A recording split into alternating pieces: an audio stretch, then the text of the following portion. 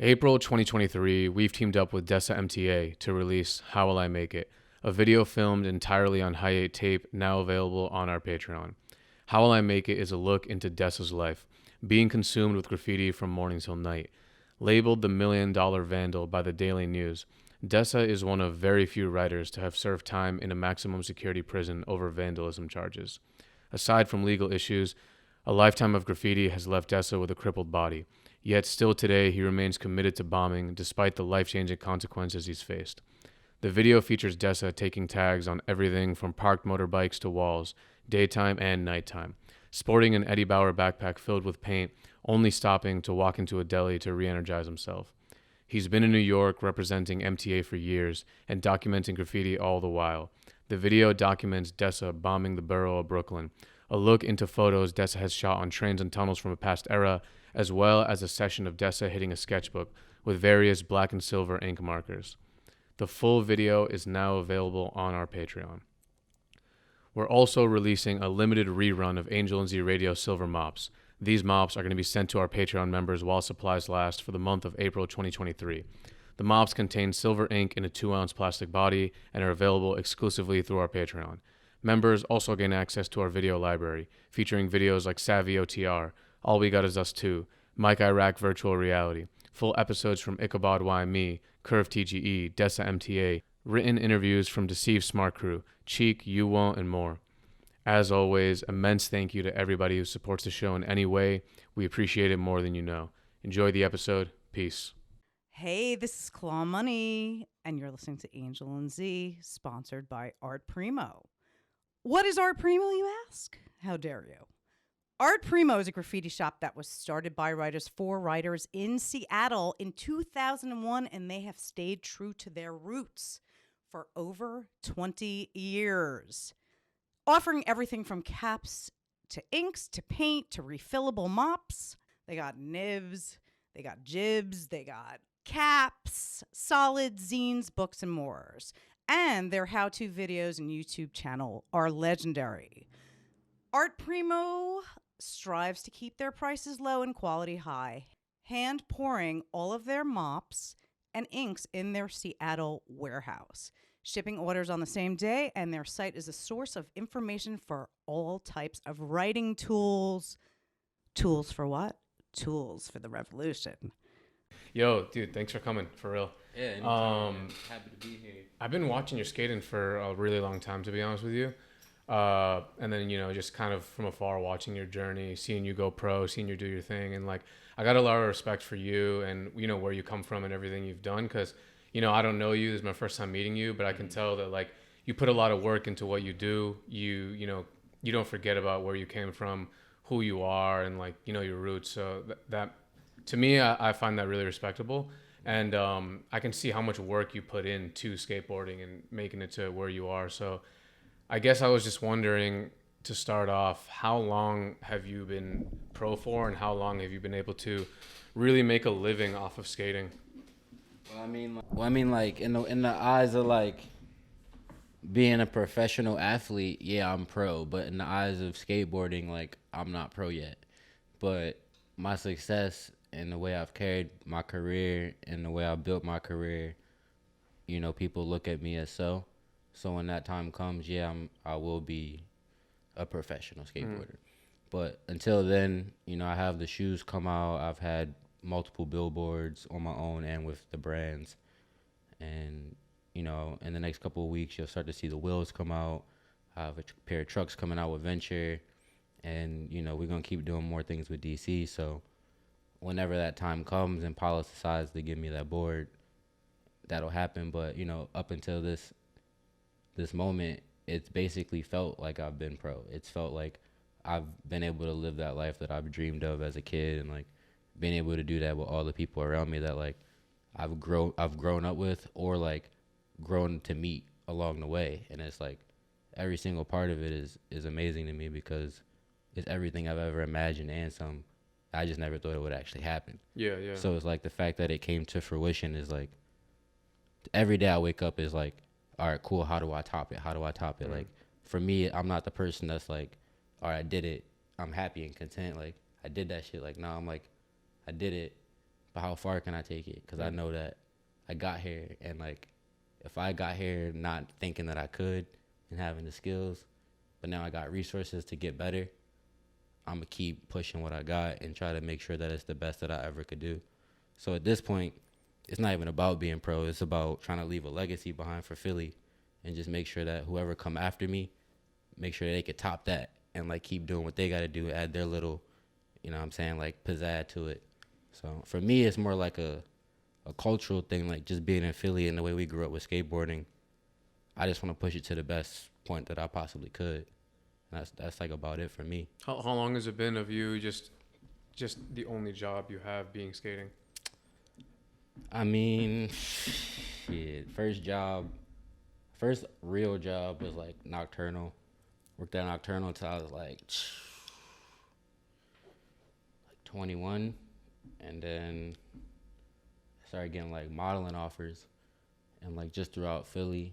So doing that, and then 18 East, that brand really looked out for me. The boy Antonio, you know, he did a lot for me when I was around that age group coming up, transitioning into like a young adult, trying to find my way into skateboarding and like make sure that's what I wanted to do, but also like not having no security.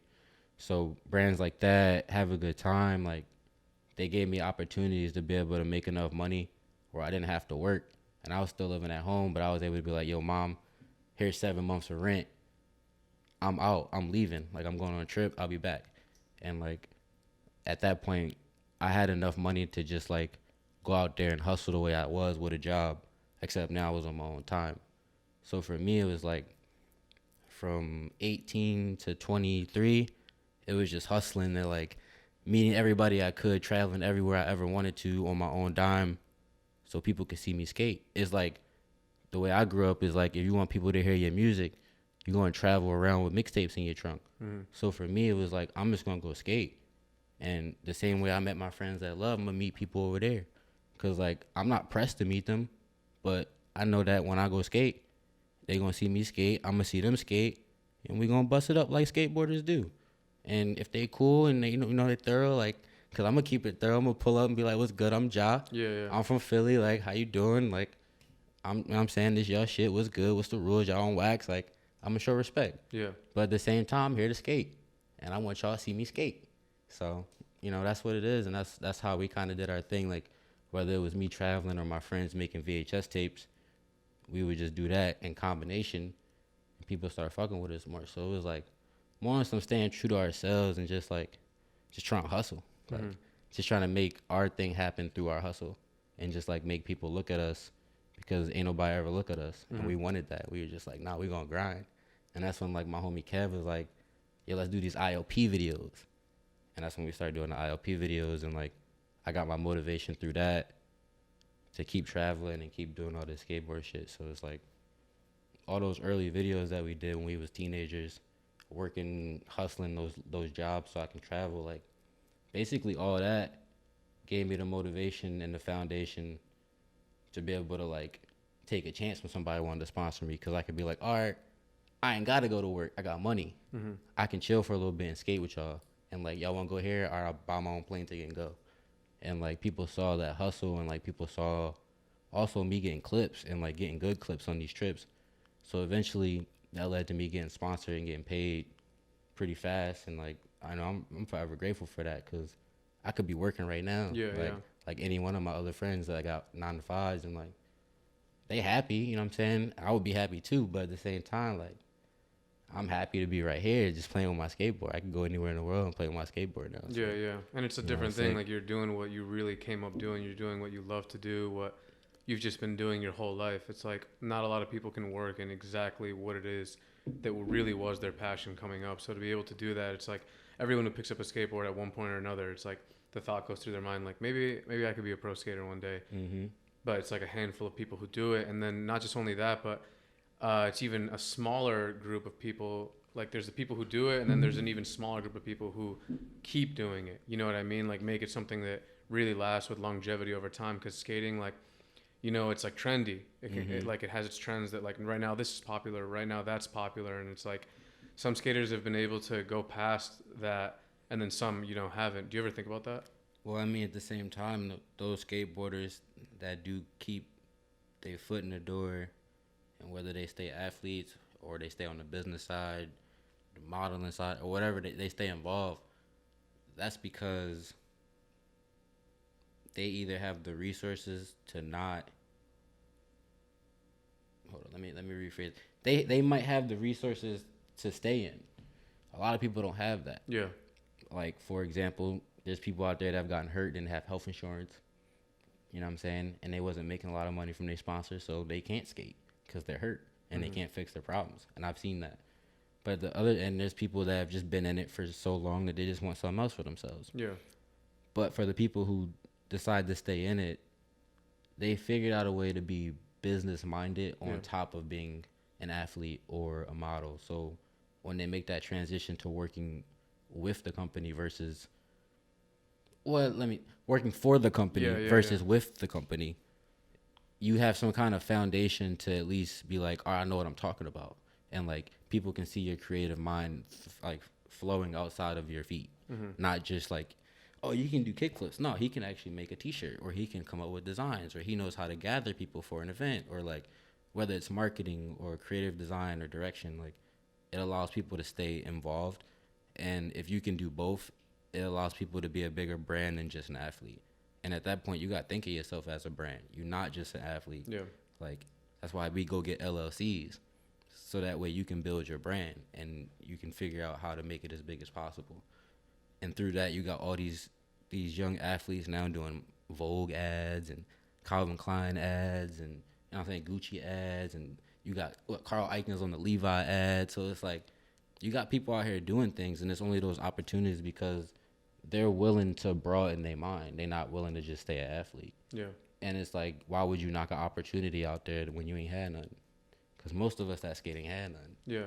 So did you come up thinking that you could be a pro skater one day? I think you said it like earlier. Like I dreamed of it since I was 5 years old, but I never thought it actually happened until I saw my best friend Kevin get sponsored by DC, and that's when I was like, oh shit, it's possible. And that's when I started like bunkering down and like, you know what I'm saying, really tying my loose ends, trying to learn tricks I never did, and skate switch, and like really try to tighten my shit up so that way I could maybe be following his footsteps one day.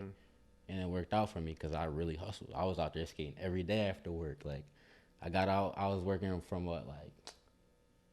11 a.m. to like 9 at night, and I'll be at Muni from 9:30 to like 3 in the morning. And that cycle will repeat every day, 7 days a week. So like, yo, it's crazy. It's crazy because like, especially now, the opportunities that are available for people who are skating is so much higher, I feel, than it was before. You have like high fashion understanding that skating's cool, taking their slice. You got brands that would have like actual skate brands that would have never been in touch with these high fashion brands that have been in high fashion for years, making luxury products, and they're collabing and people like it and people are seeing, and it's like 20 years ago or even 15 years ago, like if you skated, you were kind of like let's say in school, you were kind of like whack, or in the neighborhood, like you'd be kind of whack. And it's like now it's the opposite. Oh, everybody in the neighborhood talk shit. Like everybody, like, you know, it was weird being around the white kids because you ain't feel normal. It was weird being around the black kids because you ain't feel normal. Like you felt like an outsider no matter what. And like nowadays it ain't like that so much, but you go deep enough somewhere, you still gonna find it. But at the end of the day, it's like, we skateboarders, bro. We don't go looking for that shit. So it's like, we just trying to go skate, and you gonna learn how to avoid all kinds of shit if you just trying to go skate. So that's just another factor. Life be life and type shit. So that's the unavoidable. Is it weird working in the industry? It's weird, especially because like you got to do a lot of learning. You got to be willing to learn a lot. You got to put your ego and pride to the side to like learn some stuff. And I mean that in a really good way, because like there's things that like I was taught from my surroundings in Philly that necessarily wouldn't allow me to thrive in a business area. You know, just as a simple situation is like how you talk to somebody. You gonna talk to them like you're talking to somebody on the street, or you gonna learn how to walk that talk in a different kind of room. And not saying you being fake, but it's like, how do you get your point across to some people that might not necessarily understand you? And being a black man in America, that's one thing I've been taught since I was a kid, is like offering peace and love, but also like being yourself and not taking shit. So between all them fine lines, you got to figure out how to manage your business. And sometimes managing your business is a marketing scheme. How do I get these motherfuckers that don't know my identity, have no relations to where I come from, don't know anything about me, and make them understand it and touch their heart? Keep it real with them. Mm-hmm. Tell them the fucking truth. Tell them what you've been through. Like, you know what I'm saying? Like, I'm not here to hide nothing. I'm here, like, bro, this is what the fuck I've been through. And I choose to skateboard. Like, and somehow people fuck with that. So it's like a lot of people try to create an identity for themselves, but it's like the identity is you. You just need to push you and be aware to the opportunities and the people that are working around you and see how you can fit yourself into it. You know what I'm saying? Like, see how you can fit all of your ideas into it or around it. And sometimes you're not going to get what you want because you ain't got no ownership yet. Mm-hmm. But if you work your way through it and you pay attention, oh, that's what that guy does. That's what that guy does. Like, for example, my first photo shoot, I'm asking everybody job. Like, I want to know what everybody do. How'd you get there? What'd you do? Like, why do you do this? Like, because I'm interested. So when it's available to me one day and I can build my team if I decide to, or if somebody need my help, I have the knowledge that somebody else might not have had. And at least I got that. And if you want to be on some business shit, you could sell that. Or you could pass it to your friends and help build something with them. And you might have a filmmaker amongst your group that don't know nothing about actual set life or PA work, but you've been on PA sites and you've been on the other side as an athlete and a model. So you can get the information and spread it to your friends, and now y'all can be successful. So it's like, it's all about how you want to play it, and some people don't think like that. Yeah, no, some people, I mean, a lot of people don't think like that. And when did you start thinking like that? Because I mean, I always thought like that. Because you're like on one end, like, you know, skateboarder, athlete, whatever, like the physical aspect, but then you're talking a lot about business, and you're talking a lot about like marketing and branding and you as an individual and making people feel you. Because that's how they see us. So why can't you see that for yourself? That's the only reason why we're here. At the end of the day, why LeBron be LeBron? Because they going to figure out a way to market him. They meaning like whatever industry you're in. Whatever he's working with. Yeah. And not to say that's a bad thing, because that's just the way it works. That's the way the industry and entertainment works. But if you understand yourself and you can understand how to market yourself, then they don't have to do as much for you. And you can make sure your image is seen in the way you want to see it. Mm-hmm. So now you're really working with them. But the thing is a lot of people don't think like that, so they rely on these people to make their brand. And that's why a lot of people are starting to shine now, because they realize that, like, as much as the companies need them, they need the company. Mm-hmm. And if they can meet 50-50, that's cool. Versus, oh, like, I need the company to do this, that, and the third. It's like, no, y'all need each other. And it's a collaborative effort to do what y'all do. They need you to wear the clothes in a certain way and be cool the way you are cool, and also get them clips. Mm-hmm. But if you do that, all right, cool, you made yourself happy in a way. Now, see what else you can get. See what other opportunities they can provide through that. Oh, you guys are doing that thing? Like, I'm interested in that. Like, let's do that. Some people don't speak up. And it's like, what they say, closed mouths don't get fed. Yep. So it's like, you got to know what you want in this world. And if the opportunities around you, they'll be there. But if you don't want to speak up, no one's going to go ask you most of the time. Maybe 1 out of 10. Ain't nobody going to ask you. So what do you see for yourself, I guess, long term in this journey you're in? Because I feel like hearing you speak about this and everything you're saying, it's kind of like your journey is just beginning. You know, you have mad opportunities in front of you. You have mad shit that's going to happen. And it seems like you're sharp, you're on point, you're focused on making it, and you're focused on just doing what you got to do, and focused on working, you know what I mean? Mm-hmm. And luckily work is fun, and work is passion, and work is you being you, and like just being true to yourself. But what do you see for yourself for like, just in terms of like, for example, some skaters will invest and use their money for A, B, and C. Others will just live like, you know, sex, drugs, rock and roll lifestyle. What do you think about that? I mean, hey, to each their own, whatever makes you happy. Mm-hmm. You know, my happiness comes through like being the best that I possibly can in what I love. And as of right now, that means skateboarding and the people of my life. So just like being a better version of myself every day, and just trying to be the best skateboarder I can to myself. So it's like, other than that, bro, like long term, I just want to do as much as I can to keep inspiring people, make sure that I can help people. Like, you know, I try to do as much as I can. Like, if somebody's into something, I try to connect them with people. And, you know, I do my things to try to give back in my numerous ways, but, like, that's a different conversation. Mm-hmm. But I think I just want to continue to keep doing that. And maybe when I can't skate no more, whenever that day happens, because, you know what I'm saying, like, we all like to say I'm going to skate till I'm old and I can't skate no more, but this is the first generation, like, we seeing people in they 50s and 60s and, like, they slowing down, and it's like, all right, yeah, I'm going to start going to the gym. Maybe I'll get to 60. But it's like, that's still 10 more years. What are you going to do after that? Like, what are you going to do in those mean times while you're slowing down? Because not everybody going to be on top. Mm-hmm. And it's like, for me, I just want to leave a legacy behind. Like, that was Ja. He held Philly down. He did his thing and just that and the third, like, just like those before me. And it's like those who will come after me. So it's like, I just want to be one of those people that's in the books. That's like, he was this generation. He did his thing. He held Philly down. He did this part, this part, this part. He had those billboards, that.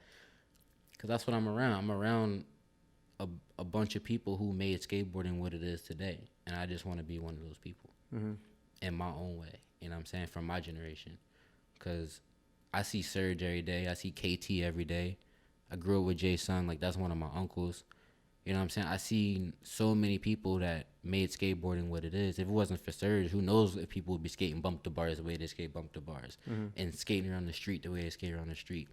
If it wasn't for Jay's son and them, who knows if Philly wouldn't have the history and that it has with being such a hardcore skateboard city.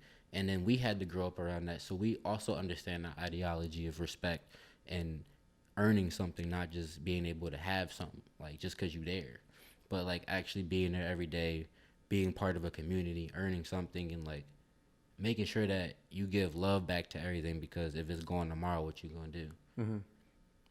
So, you know, just growing up around all of that, like, for me, I just want to continue that growth and just be how, like, those guys were to me to somebody else, basically. Yeah. But, like, I don't know their finances. I don't know what they got going on. But everybody seems happy, and I just want to be able to have that for myself, whether that means I get to not skate one day and work marketing and do something for some brand and have a crib with a skate park. Cool. Yeah, like, yeah. Or I could be pro for the rest of my life, whatever that means. But, you know, I can't say that for certain, so I don't know what I want. Yeah. But I'm going to find it. I'm gonna find happiness. I'm going to tell you that. That's amazing, bro. Honestly. How is it coming from Philly and just having the upbringing that you had? I guess maybe the neighborhood that you're from, what your surroundings were like, and how it shaped you as a person. Like, I've talked to, like, I've talked to, like, a pretty solid amount of skaters, and, like, to me right now, like, you're really inspiring me, and, like, you're really standing out as someone who, like, your mindset is very different from a lot of people that I've talked to. And how old are you? 26. Yeah, like, that's pretty sick. You know what I mean? And I can see, like, I just, like, felt even before I met you that you were, like, on this type of time and about work, and, like, in a weird way, like, you know, a lot of my influence in my personal life comes from my parents, and I've seen them, like, come as immigrants to this country and work, like, from the ground up. Everything they have, like, did not come easy. And then they make it happen, and they make their dreams a reality, and then they give back to all their people. So I really relate when you talk like this and thinking about a broader scheme, like, I'm this right now, but tomorrow this might not be here. I might have to do this. I might be this. And let me just, you know, do the best I can. And it's not like being a negative or something like that or doubtful. It's just being realistic in the moment. Like, all right, cool. What are my options? Yeah. And, you know, always making sure you got those. Yeah. So how do you think coming from Philly influenced you to be the way that you are? I mean, I got a lot of influence just, like, from my uncle and from my mom for the most part. Like, my mom she had me when she was young. And then, like, she had a job, and she worked that job all the way up while she was in nursing school, like, while I was growing up. And she don't even need to be a nurse now. Like, she the marketing director of the whole company, like, in her division. So it's like, I got to see that growing up. I got to see what it's like to really bunker down and hustle for what you want. And I saw her surpass that and not even need her degree that what she went to school for. Because she just surpassed all that. And then, like, on the other side, like, I seen, like, the way my uncle's swagger was, how he was able to connect with people in different communities, how he was respected. And he wasn't like a crazy person like most people would be where I'm from. Like I'm from Southwest Philly, across the street from Bartram Village Projects. I hung out over there a lot because they had flat bars all around every building, so it was a good place to skate. And nobody really bothered me because they respected my uncle. So it was pretty cool. I got to hang out around there. You know, it wasn't the best place. 95% of my neighborhood had AIDS. You got little 13-year-old girls walking around with 2 baby strollers because they got twins. Like, that was normal for me. Cribs with bullet holes in it because people's crib getting shot up.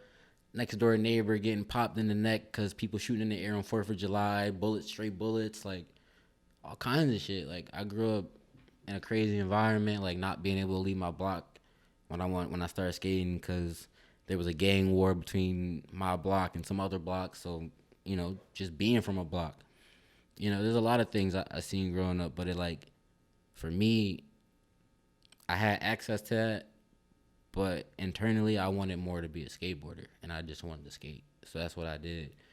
And as I got older, you know, kids do what they do.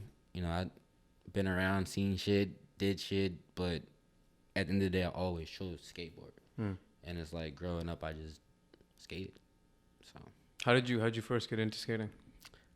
it was like I was like 5, but like at that point in Philly, like you're already like 15. Yeah. So it's like I was doing a lot at that point, but I was at the video game store. I just remember like I saved up some money and I had won and got this Star Wars game, and I think we was just betting on the block because we would do Madden tournaments. Like I had this little like 15, like no, it wasn't. It was like a 10-inch TV, and it would go in the back of your PSP. We run extension cords all the way out to the front and in the grass, and we have like a little table, and we'd all play tournaments on, like with the whole block.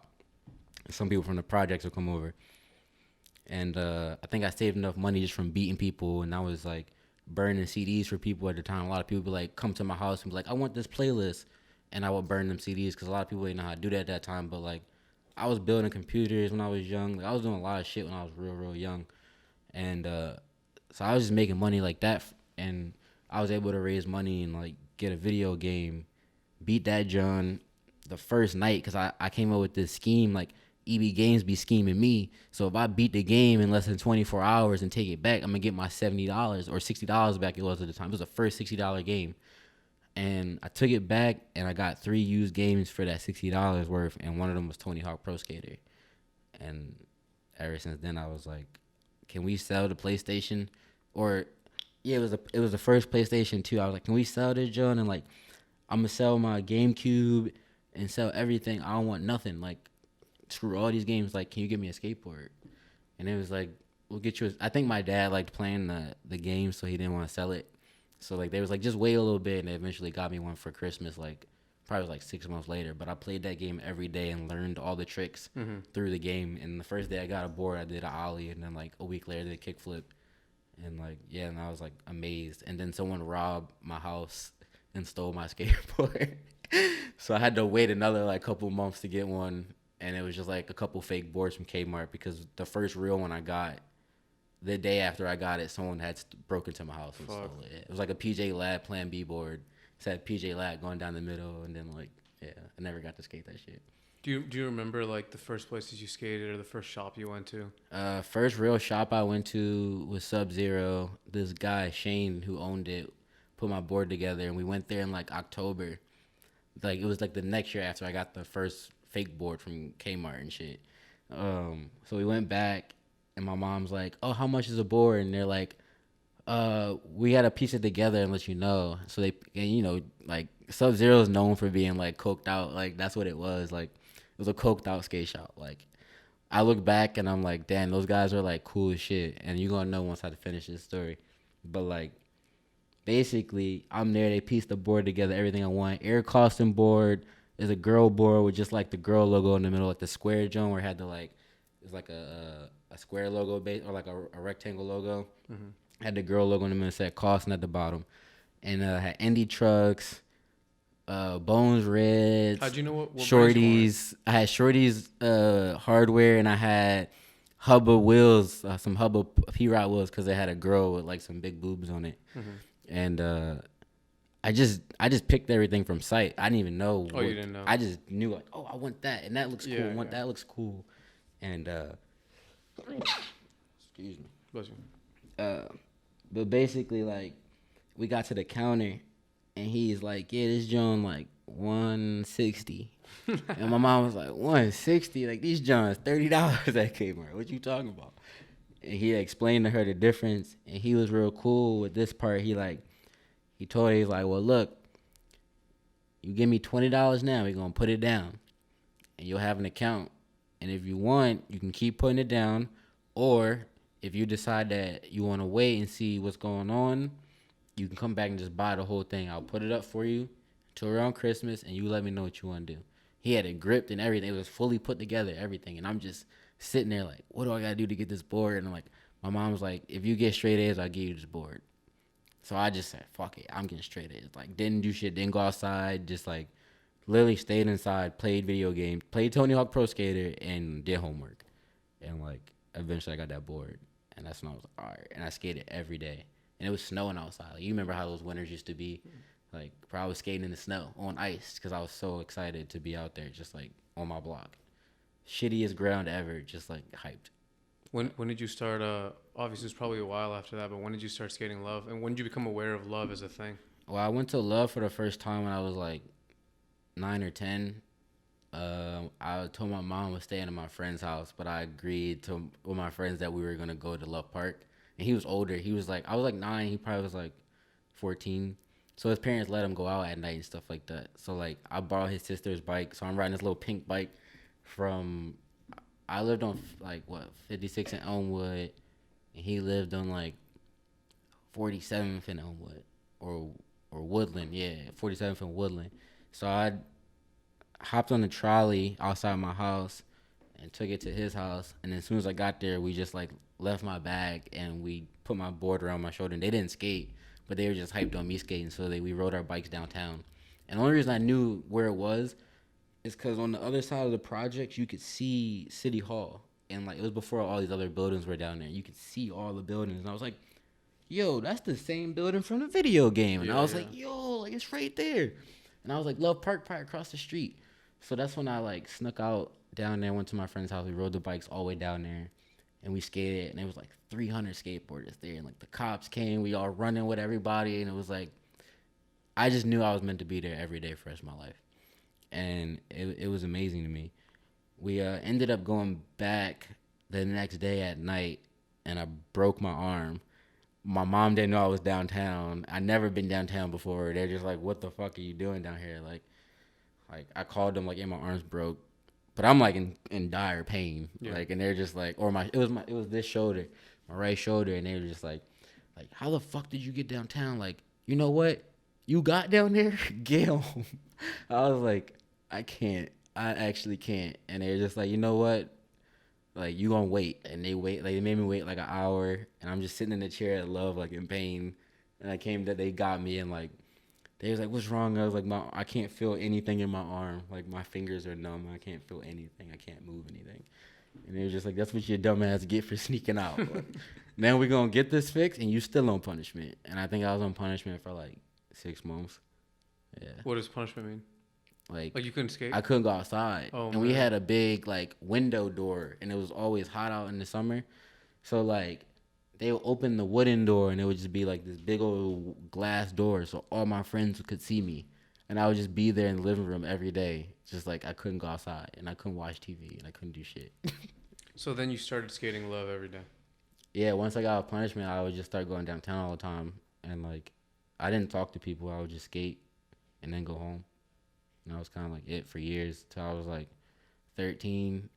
I started being around people more and like talking to everybody. And that's when like this boy Q, he's just like, why you don't talk to everybody? Like, what's up with you? He's like, you cocky or something? You think you too good for everybody? And it was because like, I could tray flip the City Hall 6 every time. And this boy that wanted to have competition with me would try to tray flip it every time. We'd go back to back, and he'd do hard flips. And I learned hard flips just to do hard flips like better than him. And it was always like a friendly competition. Like, like, you can't do it, I'm gonna do it. Like, and like, you know, through those kind of like brotherly love kind of Philly situations, like, oh, who you think you are? Like, nah, bro, get out of here. Like humbling each other. Mhm. You know, we kind of all became friends, and like Q is one of my good homies to this day. He makes music for a lot of the parts that I put out. Makes music for a lot of the DC videos. He makes music for Red Bull. He plays at the Wachovia. Well, not it's like the Wachovia Center no more. He play down there at the Sixers Stadium and like do a bunch of stuff. So like, you know, everybody tapped in, and it's like we all met when we was kids. And like Kev and his friends, they was skating around us, but we just didn't know each other because there was so many people at that time. But me and him met, and his friends, Chris Follow, Paris Somerville, all of them, we met when we was like 15 around Love, when we all just to go to Love. Because when I was 13, you couldn't skate Love till after 9:30. They had 24-hour cops, or was it 21-hour cops, 21/7. So there was this lady, Heather Schaefer, and she would hit our parents up and call them, and be like, yeah, like your kids really want to skate. Like, I'll make sure they get home. I'll drop them all off. And like she was like Love Park mom. She would like basically babysit us all the way till like midnight. We'd all skate until midnight, and then she'd drive us all home. Sometimes I wonder if the city of Philly understands how, like, culturally historical that park is for skateboarding and for just honestly, like, downtown street culture as a whole. That the shit has influenced so many generations and been around, and the footage of that place is monumental. Like, people, it's like that place is like a physical Bible for a lot of people. You know what I mean? And now like they changed it up completely. It's like people are skating Mooney now, but it's like, I don't know. What did you think about when you heard it was closing and being there during the last days? And, you know, I wasn't there. I saw all the footage of, like, it was snowing and people were still skating, taking tiles and, like, skating the last tiles over the fence. It was crazy, bro. Because, like, the weirdest thing is that they officially closed it on Valentine's Day. So they took love away on Valentine's Day. Well, that's crazy. And as they put the last fence in, the last nail for the last fence, a school bus crashes into the fucking bank across the street, like immediately. And like that's when I had just got off the bus and saw everything. And like there's people against the fence like crying and shit. Like it was a real like heartbreaking day. It was almost like watching your house burn down. Mm-hmm. Like, it sucked. And I don't know, like a lot of us knew it was coming, but we were just like, nah, like fuck that shit. Like it's not gonna happen. Like. And then it got real. We were just like, fuck it. Like, we're just going to be here every day. Why do you think they wanted to close it? They just needed money. Because if you go to the park, there's a plaque that says Bank of America Plaza. So it's like, they sold that shit to the bank, bro. So they just wanted some money at the end of the day. And they blame it on a leak that's underneath the park that goes in the parking garage. But the leak's still there. And then they like to say, oh, it was just a dark place, and, like, we made more trees and stuff now. There's actually less trees there. And you have football stadium lights that you didn't use. So it's like, let's not talk about resources, because you have way more resources. And the park was historically more beautiful than it was now. And it's historic to the whole world. No matter where you go in any major city, you're going to see some kind of replica of the love sign.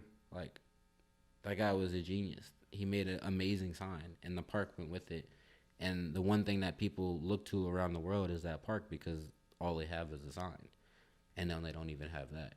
People come to Philly all the time, where's Love Park? Where's Love Park? And we're like, oh, it's over there, but it's not like what you're looking for. Because they're like, oh, what's this? And I'm like, oh, it's gone. And they're like, oh, what's that? And they're like, oh, that's what they remade it as. It's just flat. They want to see this big landscape. They wanted to see. It almost looked like a venue, the way it was made. Like all the people would sit along the fountain on the levels, and it's just the main performer, the fountain, and like everybody surrounded it, and it was like amazing. It was a great atmosphere, and like it brought all of us together. That's how I know rappers. That's how I know all the b-boys. That's how I know all of everybody in Philly, because of Love Park. Because if you didn't go there, you knew somebody that went there. And when I went to their parties, it was like, oh yeah, you go to Love Park, you should come down, bro, come hang out. And eventually they coming down, rapping, playing Pokemon on a game, or Nintendo Lil Jon, know what I'm saying, like Game Boy. And it was just vibes, bro, every day. After school, sneak out of school early, go there and hang out till lights come on, go home. So what's the scene like now? I know a lot of people skate Mooney, and It's similar. It's not like what it was. It'll never be that. But you know, it's similar. Like there's love there. Like it carried through everybody, and like there's a whole new generation of people that never skated love, but the vibes feel similar. mm-hmm. You know, it's if anything, it's a little better because it's not like, oh, those guys skate over there and they skate their places, and you know, it's not like as clicky. It's more like everybody just know everybody, and like there's no weird shit. It's just like, oh, they skate, and if you're gonna skate with them today, you're gonna skate with them today. But if not, then Have you ever considered leaving Philly, moving out? I did, and I left for 6 months last year. Oh, to where? I lived in London for a little bit. I mainly wanted to do it just to get an outside experience and know what it's like to be an outsider. But also, like, I always wanted to live there, and I finally had the opportunity to. And then third, it was like I wanted to be closer to the brand that I was working with, and I wanted to be closer with. I wanted to do more with them and work with them, and that being Palace. Like, I just wanted to be with my teammates more and get to know them. And during them 6 months, I got close to a few people, and like, you know what I'm saying, we became really good friends, and I got to become really good friends with a lot of people outside of that camp and just being in London. So, you know, it became like a second home for real, being out there.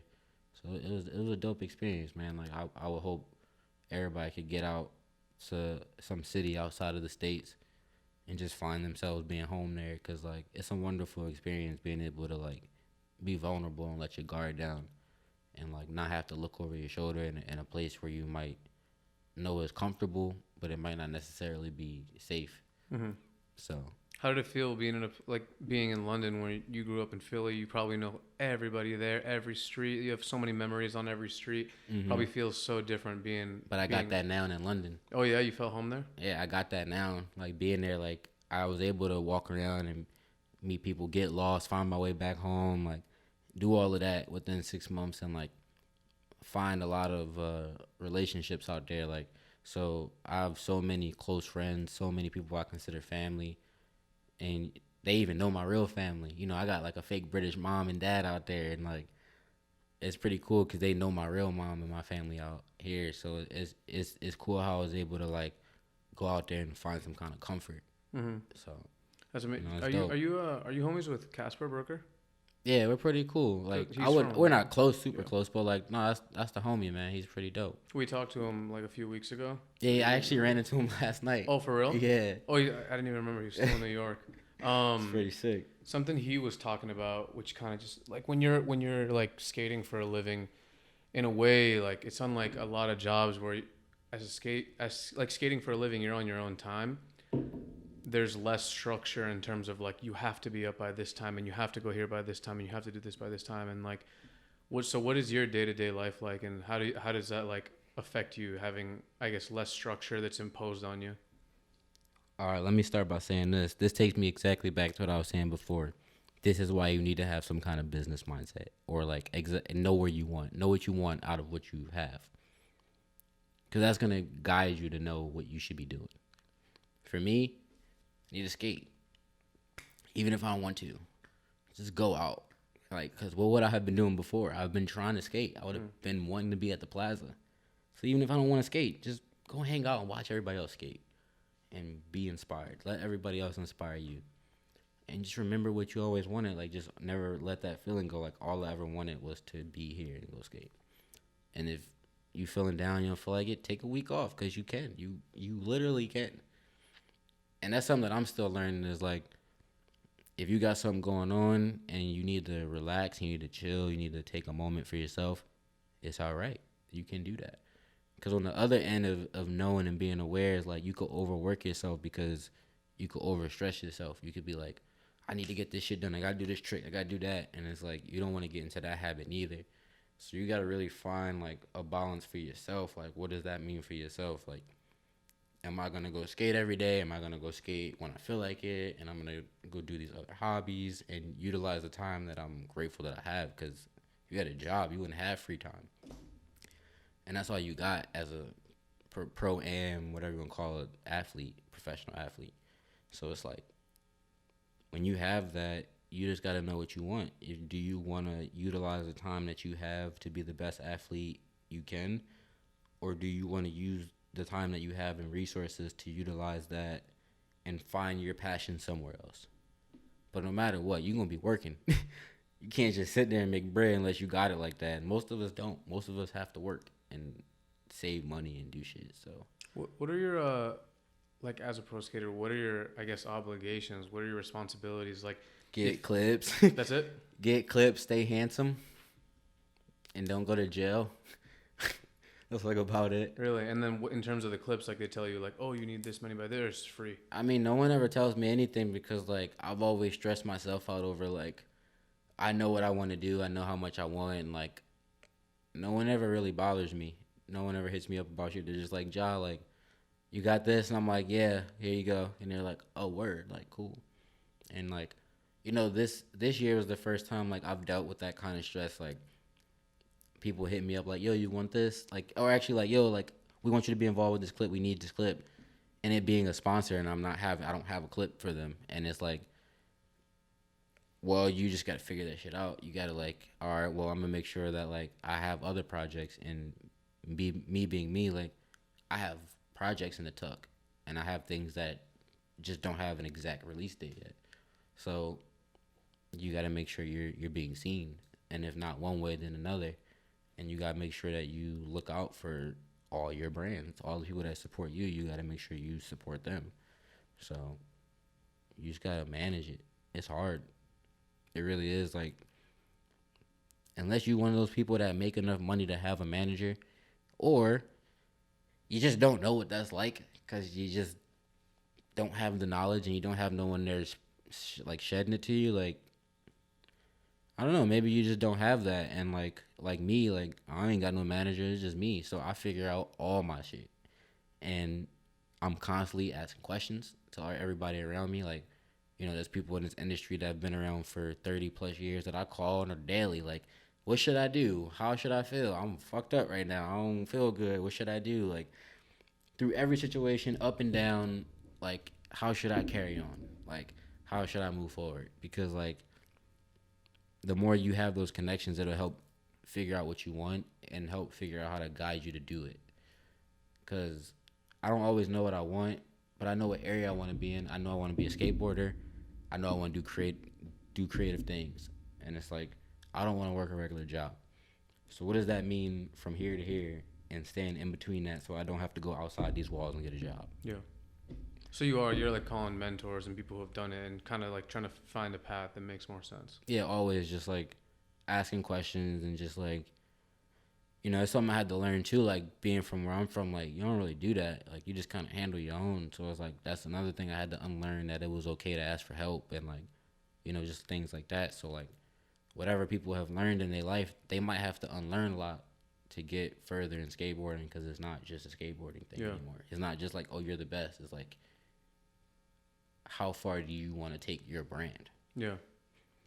And as people who come up in skating, like that's not always how you're built to think. It's more about like, you know, passion and just skating and doing it with your friends. But it's the same thing as like passion, right? What inspired you to want to be a skateboarder? Those ads. When you saw your favorite skateboarder stand there with the brand new board, with the brand new kicks and you know what I'm saying? And doing that trick. It was everything. So you got to take everything into consideration. Like, how am I going to get there and make sure that I'm seen in that light? Because when I was a kid, I begged my parents when they was in Miami on vacation to go get me some P-Rods. I begged the skate shop to order me Lucas Puig's, Lakai, like 3 times. You know what I'm saying? Like, and there was a reason behind that. It wasn't just their skating. It was the way they carried themselves. It was the way their ads looked. It was everything. And for me, I paid attention to all of that. Like, I was the kid hanging up posters on my wall and looking at them every day like, oh, that looks sick. TK in the ice cream video, the way he talks to fans, like what did he say in the one John? He was like, where you from? Where you from? We ain't from around here. And it was just like the way he was messing with people at the airports and just like, you know, it was just a lot of funny things that I seen in the videos I grew up watching, like the Ice Cream Volume 1 video, Elementality Part 1, and like a few videos like that. Like, that's kind of where I got my first influences from. Brent Ashley. It was all like not ego, it was character. It was like Yeah. people that just had something to offer, and like that's why you don't see Brent Ashley on a board right now. I didn't heard the interviews. He's like, nah, bro, I want to do me, and it's like maybe doing him and the resources he had didn't allow him to keep skateboarding, but he stayed true to himself, and I respect that. Like that's banging. Yeah. But I got to see how it played out for a lot of people, and also learn how to move, so that way I don't have to do that because I want to stay inside this. Not everybody want to, but I realized I wanted to, and learning from everybody else's successes and failures, like whether they was local or whether they was foreigners to me, like I was able to take all of that in and just be like, all right, let me avoid this, that, and the third, and stay on this path so I could just skate. Because it all came back to that, whether it was like, oh, I just want to skate with my friends at Muni and do this and the third. At the end of the day, in the very back of my head, a very minute thought, a dream was like, if I get a chance to do this, I'm going all out. And that's what I'm doing now. It's just like taking all the things that I thought was cool and just being like, I want to do that, I want to do that, I want to do that, because if I can't do it, what's the point? Yeah. I'm here now. I'm never getting this chance again. How's your experience been at Palace? Amazing, bro. Like, how did that come about? It was weird. Like, it's funny and weird at the same time. Like, a year before I got on, I was just skating Muni, regular days, just like Jamal. Like, we used to skate in the mornings a lot. Like we'd meet up at like 9 or 10 and skate till like 12. And then he'd go home, make beats.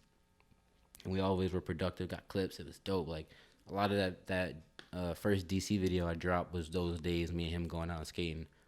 And, yeah, one day he pulled me to the side and was like, yo, would you ever be down to skate for Palace? And I was like, nigga, you stupid? Like, yeah. Like, hell yeah, bro. Like, that would be sick. And he was like, all right. And that was it. And I never hear nothing. Like, we still skated every day. Like, you know, I wasn't, like, asking him about it. It was just, like, we just had a little conversation. That was it. I was skating for DGK. And a little before that time when he asked me, Chewy and Brooks was coming out a lot. We got close. I was hanging out with them. Like, there was nights I didn't even go home. Like, I would just stay at the Airbnb because they had an extra room. And I would just stay there and, like, smoke weed with them and, like, hang out and shit. Like, that was so dope. And, but, yeah, fast forward that year after Jamal asked me, like, I was leaving DGK. Like, wasn't really, like, happy with the situation that was going on at the time. And, yeah, kind of, like, for me, I just walked away blindly. Like, I just, like, no thank you anymore. Like, I'm cool. Like, I'll figure it out.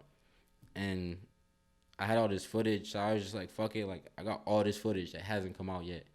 I don't know what to do with it.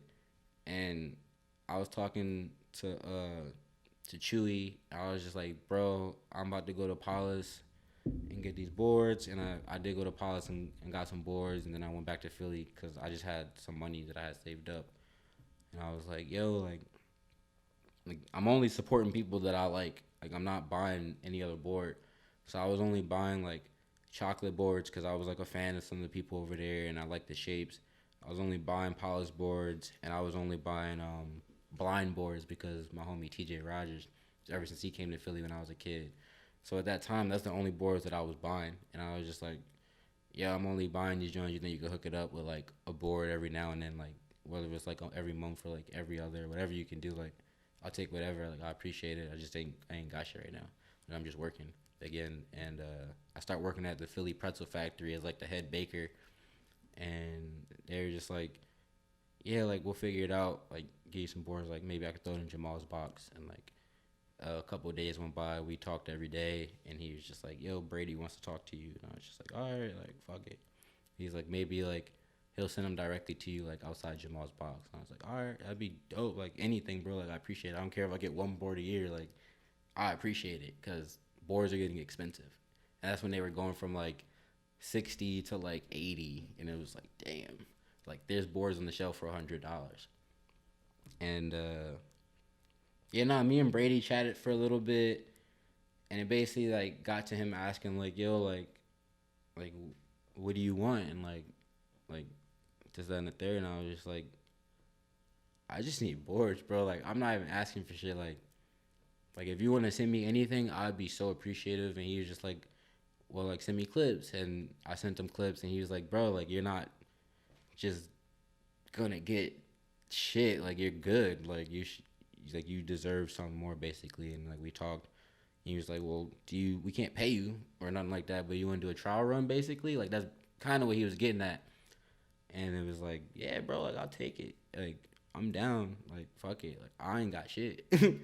So they sent me, he's like, what you want? And I was like, I just want, like, this size board and, like, whatever size clothes. Like, I'll take the biggest you got. Like, just send me the biggest clothes. Like, I don't care. Because I still was, like, on some 3XL type shit at that time. And, yeah, he just was like, where I got you. The next day, I got 3 boxes. I ain't never get 3 boxes. I got DC shoe boxes, and they were huge at the time, not to take away from them, because DC was blessing it for like 7 months up to that point. And those boxes were fat, but I ain't never get 3 fat boxes before at one time. And like, it was huge. It was like 10 boards.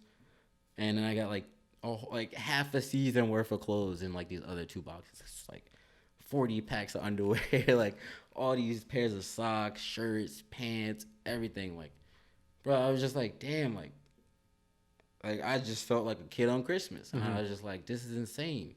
And I went out to my local spot where I grew up skating and did this line with like nollie, half cab over the curb, switchback tail, big spin.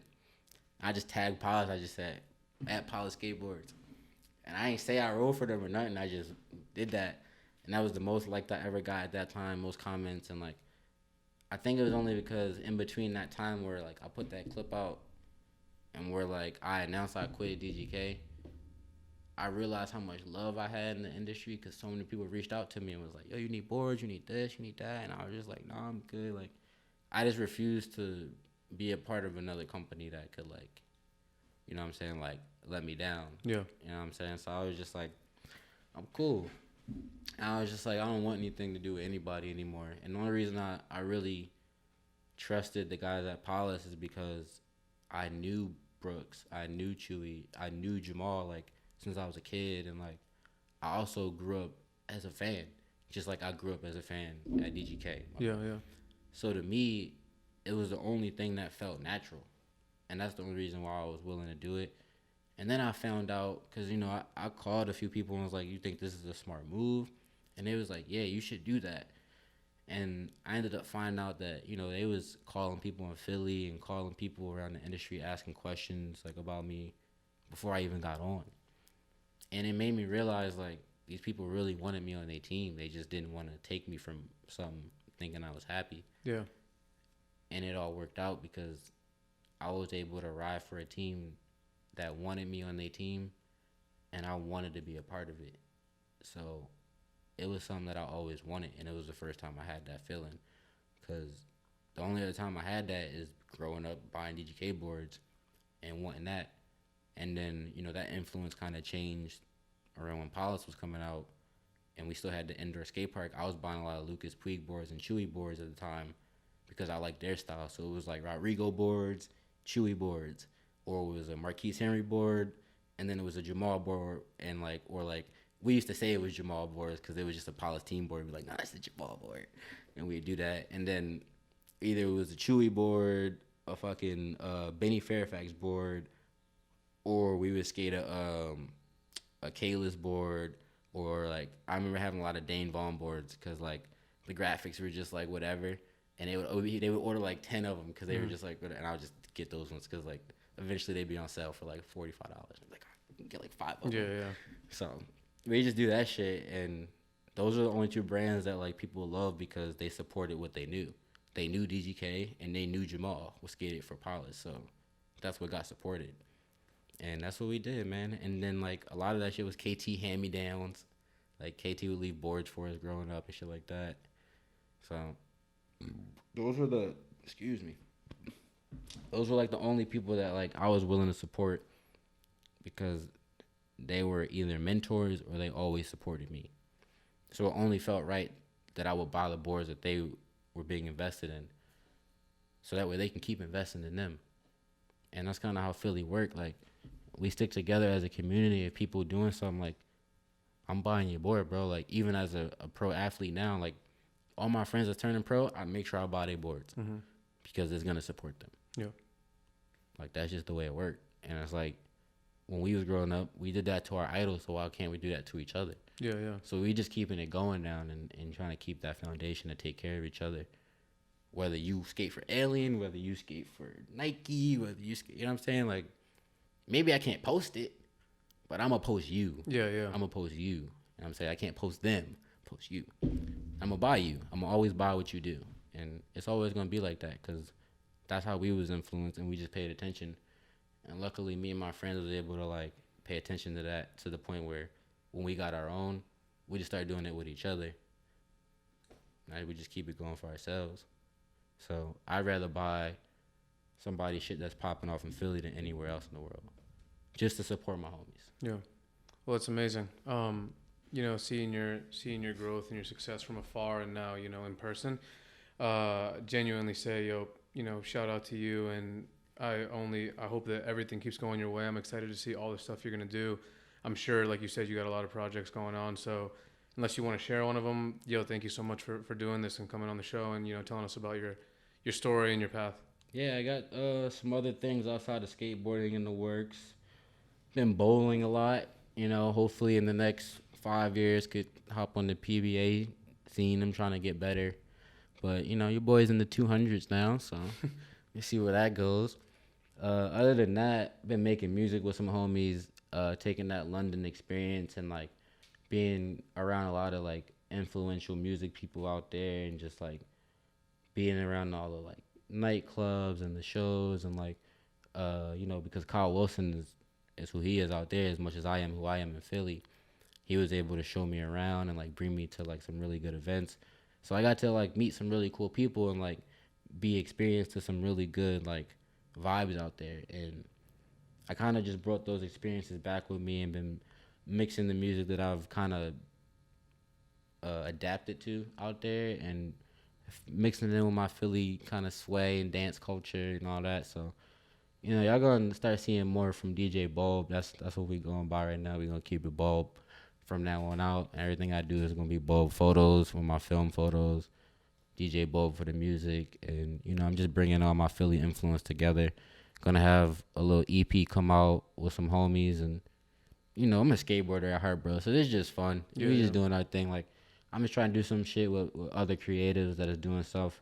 Because, like you said, like, we got time.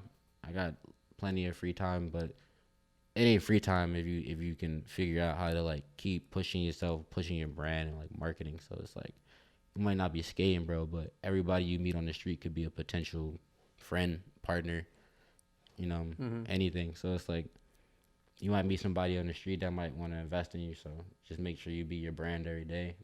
Carry your professionalism every day. And, like, that's one thing Kayla's told me is you want to be pro, act pro, even if you're not pro. You know what I'm saying? That's one thing I will share with y'all is, like, because that was the one part of the free game that he gave me when he came back and started looking out for us and giving us knowledge and sharing his experiences and opportunities with us so that way we could shine, is that you need to carry yourself how you see yourself. Not now, but exactly where you want to be. You should see yourself like that now, and you should be that person. Because if people perceive that, you'll grow into it. Because they're going to allow you to. They're going to create the opportunities for you because you already that. Yo, thank you so much. Why you think Michael Jordan got that shoe? Yeah. Because he already looked like Michael Jordan in their eyes. Thank you. For real. Peace.